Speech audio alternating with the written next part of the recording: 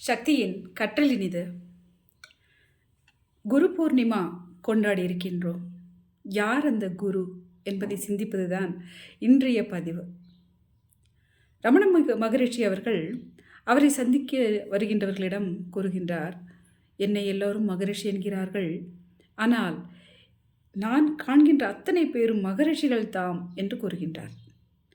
நம்மிடத்தில் சிறந்த பக்குவம் இருக்குமானால், ஏற்கின்ற பக்குவம், புதிதாக கற்றுக்கொள்ளும் பக்குவம், இவையெல்லாம் அமைந்திருக்குமானால் அந்த பணிவான அந்த பக்குவமான மனதிற்கு காணுகின்ற அனைத்திலும் குரு தென்படுவார். மனிதர்களிலும் மற்ற சிற்றுயிர்களிலும் விலங்குகளிலும் இயற்கை மரம் செடி கொடி மலை யாவிலும் குருவை தரிசிக்கலாம். நாம் காண்கின்ற அனைத்து காட்சியிலும் நமக்கு ஏதேனும் பாடம் இருக்கத்தான் செய்கின்றது. அப்படித்தான் மரத்தை பார்த்தார் ஒருவர். அந்த மரத்தை பார்க்கின்ற பொழுது அது தன்னுடைய நிழலால் தன்னை நாடி வருகின்றவர்களுக்கு ஆசுவாசத்தை தந்து கொண்டிருக்கின்றது. தனது கனிகளால் தாகம் தீர்த்தும் பசி தீர்த்தும் உதவி கொண்டிருக்கின்றது. மழையை ஈர்க்கின்ற மாபெரும் சக்தியாக இருக்கின்றது. அதை கண்டவுடன் நாமும் பயன்பெற வாழ வேண்டும், இந்த உலகம் பயனடையும்படியாக வாழ வேண்டும் என்ற எண்ணம் அவருக்கு ஏற்படுமானால் அந்த மரமும் குருவாகின்றது தானே. ஒரு சீடன் ஒருவன் ஜென் குருவிடம் சென்றான். குருவே, நான் உங்களிடம் ஜென் தத்துவத்தை கற்றுக்கொள்ள வந்திருக்கின்றேன் என்று கூறினான். அவனுடைய ஆவலை பார்த்து பாராட்டிய அந்த குரு, வாப்பா, இப்பொழுதே நாம் பாடத்தை ஆரம்பித்து விடலாம் என்று சொல்லி அவனை தோட்டத்திற்கு அழைத்து வருகின்றார். அந்த தோட்டத்தில் ஒரு அரசமரம் இருக்கின்றது. அந்த அரசமரத்தை அவர் அப்படி அணைத்தபடியாக ஆழ்ந்து விடுகின்றார். சீடன் பார்க்கின்றான், என்ன இது, பாடம் சொல்லி தருகின்றேன் என்று அழைத்து வந்தவர் இப்படி அரசமரத்தோடு ஐக்கியமாகி விட்டாரே, உறங்கிவிட்டார் போலும் என்று நினைத்து தட்டி, குருவே, நீங்கள் எனக்கு பாடம் கற்பிப்பதாக வந்தீர்கள், ஆனால் இப்பொழுது இந்த அரசமரத்தை அணைத்தபடி உறங்கிவிட்டீர்களே என்றான். அப்பொழுது அந்த குரு கூறினார், என்னப்பா இப்படி செய்துவிட்டாய், உனக்கு நான் ஜென் தத்துவத்தை தான் புகட்டி கொண்டிருந்தேன், கற்பித்து கொண்டிருந்தேன், நீ இடையூறு செய்து விட்டாயே என்றார். அப்படியா, என்ன கூறுகிறீர்கள் ஐயா என்ற பொழுது அந்த குரு கூறினார், ஜென் தத்துவம் என்ன தெரியுமா, எதை காண்கின்றோமோ, காண்கின்ற இந்த பிரபஞ்ச வஸ்துக்கள் யாதாகிலும் சரி, அவற்றோடு ஒன்றி விடுவதுதான் ஜென் தத்துவம். இதோ நான் நீ தட்டி எழுப்புகின்ற வரையில் இந்த அரசமரமாக இருந்தேன் தெரியுமா என்றார். இந்த அரசமரமாக இருந்து உனக்கு எப்படி காண்பவற்றில் ஒன்றிவிடுவது என்பதை கற்பித்துக் கொண்டிருந்தேன், ஆனால் நீயோ இடையூறு செய்து என்னை எழுப்பிவிட்டாய் என்றாராம். அப்படித்தான் வாழ்க்கையில் நமது பார்வையில் தெளிவிருந்தால், ஒரு கிரியேட்டிவ் புதிதாக சிந்திக்க அறிந்தால், காணுகின்ற அனைத்திலும் பாடம் இருக்கின்றது, காணும் அனைத்திலும் குருவை நாம் தரிசித்து விடலாம்.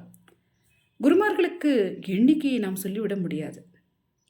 நம் மனதில் ஆழமான பதிவுகளை ஏற்படுத்துகின்றவர்கள், நமது வாழ்க்கையின் வழிகாட்டியாக அமைகின்றவர்களை நாம் குரு என்று நாம் ஏற்றுக்கொள்கின்றோம். ஆனால் நமது ஒவ்வொரு அடியிலும், வாழ்வின் ஒவ்வொரு நிகழ்விலும் எத்தனை பாடங்கள், எத்தனை வழிகாட்டுதல்கள், குருமார்களுக்கு எண்ணிக்கையே இல்லை என்றுதான் சொல்ல வேண்டும்.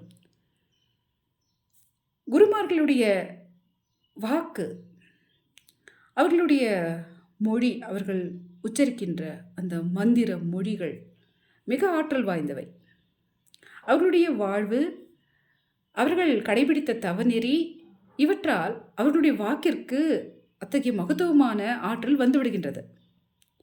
அதைதான் தொல்காப்பியர் நிறைமொழி மாந்தர் ஆணையில் கிளந்த மறைமொழி தானே மந்திரம் என்று கூறுகின்றார். மந்திரம் என்பது வேறு எதுவுமே அல்ல, நிறைமொழி மாந்தர், சரியான குணநலன்களுடன் வாழ்கின்ற, நிறைவான மொழிகளையே பேசுகின்ற மக்கள், தவத்தில் சிறந்த மக்கள், தவத்தில் சிறந்த பெரியோர்கள், அவர்கள் ஆணையாக கூறியது இதுதான் நீங்கள் கடைபிடிக்க வேண்டிய வழி என்று அகிலத்திற்கு அவர்கள் எடுத்து கூறியிருக்கின்ற ஆணை மொழிகள், அவை தாம் மந்திரம் என்று தொல்காப்பியர் கூறுகின்றார்.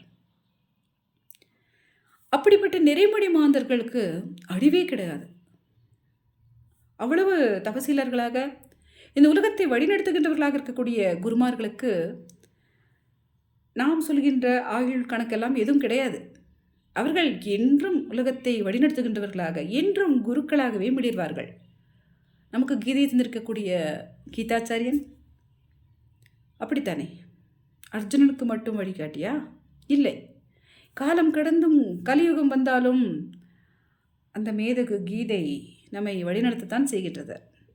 உலக பொதுமறையாக இருக்கக்கூடிய திருக்குறள் தந்திருக்கக்கூடிய திருவள்ளுவர், அவருடைய மொழிகள் மறைமொழிகள் தாமே.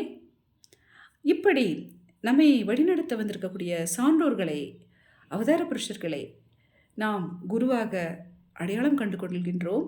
ஆனால் அனைத்து படிநிலைகளிலும் நம்மை வழிநடத்துகின்ற சிற்றுயிர்கள், நாம் காணக்கூடிய காட்சிகள், நாம் சந்திக்கின்ற நபர்கள் அத்தனை பேரும் குருமார்களே. அவர்கள் நமக்கு நன்மை செய்தாலும் அதில் நமக்கு மகிழ்ச்சியும் வழிகாட்டுதலும் இருக்கின்றது, உடன்பாடான வழிகாட்டுதல் இருக்கின்றது. அவர்கள் நமக்கு தீமை ஏற்படுத்தினாலும் அதில் சிறந்த பாடமும் ஒரு மறைமுகமான வழிகாட்டுதலும் இருக்கத்தான் செய்கின்றன. எனவே அனைவரையும் மதித்து நமது அடுத்த படிநிலைகளில் இன்னும் விழிப்புணர்வுடன் நாம் அடியெடுத்து வைத்து வாழ்வில் வெற்றி பெறுவோம். நன்றி.